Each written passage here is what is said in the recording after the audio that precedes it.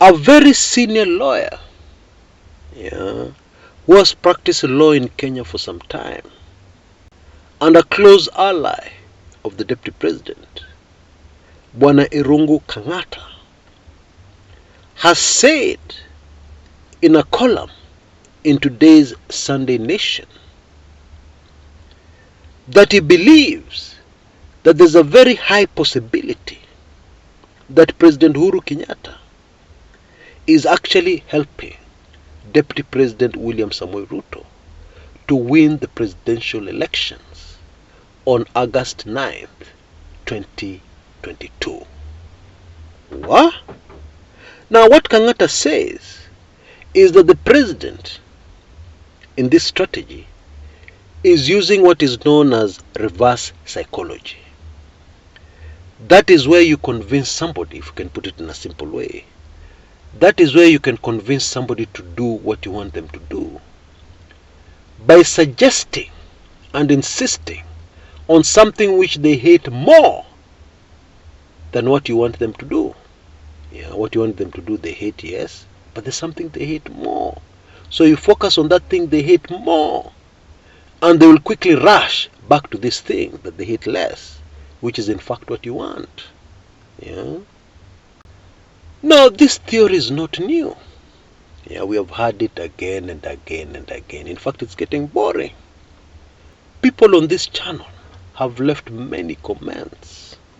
Some have even told me, Chris, you're blind, you're not seeing this thing. At the very last minute, Uhuru will change and he will say he's supporting Ruto. You wait and see. People have told me that.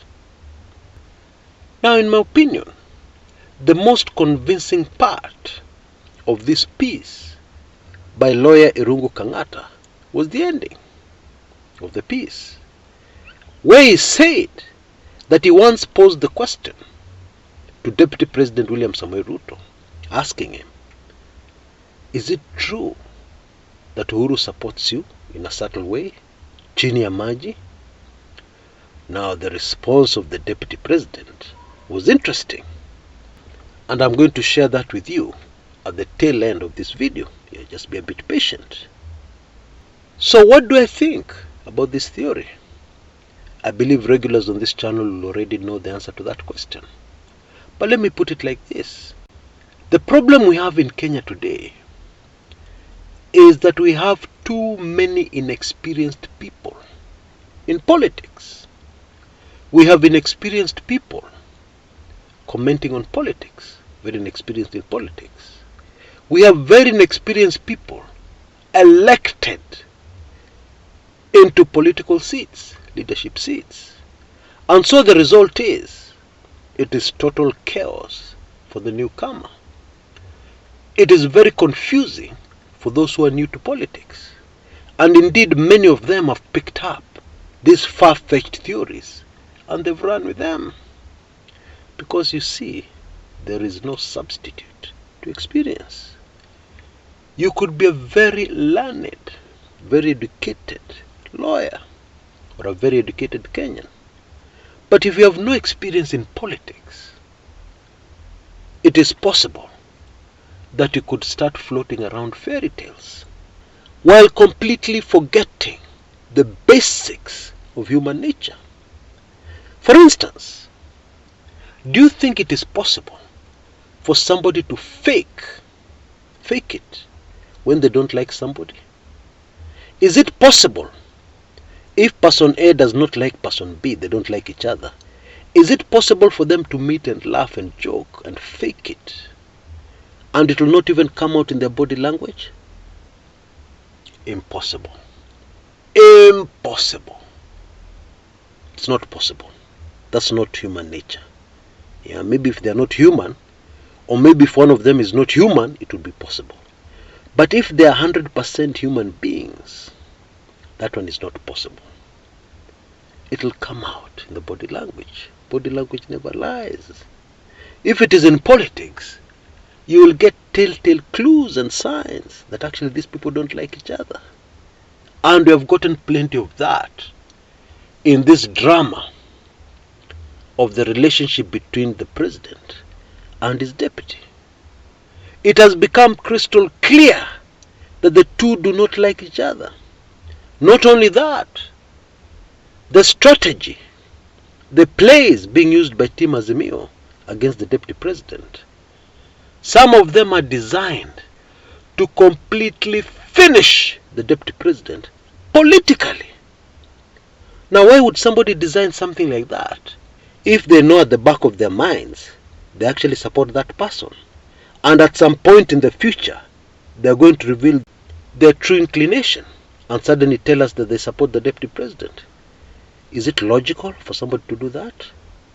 I don't think so. You know, all dreams are valid, I agree. But one cannot say the same about fairy tales. Fairy tales will always remain to be fairy tales. Yeah? I don't think it is possible to say all fairy tales are valid. No way. And we have a lot of those political fairy tales flying around. And as I've already said, I believe the reason is we have too many inexperienced people in politics being given airtime, being given prominence, making comments which are quoted by the media. Personally, I believe that maybe in other professions, in other fields, it is possible not to have experience and you make an impact. It is possible not to have experience and to quickly understand what is going on. But not in politics. Oh, my friends, not in politics. Politics is a totally different animal. If you do not have experience in politics, if you have not seen what politicians can get up to, the extremes, sometimes politicians are also extremely good. They do things which are extremely good for the people. That happens sometimes. If you've not experienced all that, it is impossible for you to be able to tell whether what you have in your hands is something that can actually happen or is a fairy tale from Alice in Wonderland. And I have a feeling, I'm not sure, but I have a feeling that many people come into this channel so that they can be able to know for sure that some of the things that they're seeing elsewhere are fairy tales, political fairy tales, things that will never happen. Now, as I promised at the beginning of the video, when Irungu Kenyatta asked the deputy president whether President Uhuru Kenyatta is actually secretly supporting him, but playing reverse psychology, pretending to support Raila, only to betray Raila at the last minute. When Kenyatta posed that question, the deputy president's response was interesting. He smiled, according to Kenyatta. Now, a smile can mean many things. And in this particular case, I believe what Kenyatta wants us to believe is that the smile meant that actually there was something in what Kenyatta was asking. There is some truth in it.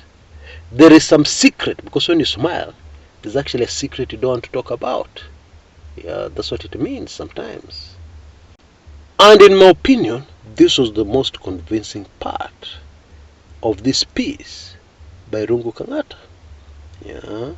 However, I'm here to tell you, without hesitation, that whatever that smile meant, it did not mean that there can be any iota of truth, there can be any iota of reality in the possibility that the President of the Republic of Kenya, Uhuru Kenyatta, actually wants William Samoei Ruto to inherit the presidency. That one, sahau, there's nothing like that. If anything, we have seen very clear evidence that these two individuals don't like each other. There was even one time the president landed at the airport. I can't remember from where. And he made very deliberate efforts to avoid meeting the deputy president who had come to the airport to welcome him. Do you remember that incident? Now you don't do that to somebody who you want to hand over the presidency to. You don't do that to somebody who you're going to great lengths to make president by pretending you support the other side. Does that make sense to you? I repeat, all dreams may be valid, but fairy tales can never be valid. They'll always remain political fairy tales. Until next time, this is Chris Kumekucha.